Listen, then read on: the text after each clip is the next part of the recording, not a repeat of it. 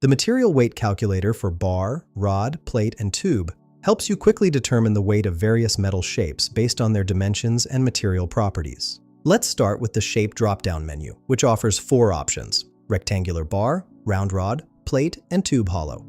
For this demonstration, I'll select rectangular bar. Next is the material drop-down, featuring carbon steel at 0.284 pounds per cubic inch, stainless steel at 0.290, aluminum at 0.098, brass at 0.320, copper at 0.323, and a custom density option. I'm using carbon steel for this example. Now for the input fields. Enter your length in inches, width in inches, and height in inches.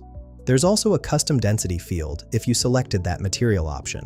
Let me input 10 inches for length, 10 inches for width, and 10 inches for height. After clicking Calculate Weight, here are our results. The volume calculates to exactly 1,000 cubic inches. The weight in pounds shows 284 pounds, confirming our material's density of 0.284 pounds per cubic inch.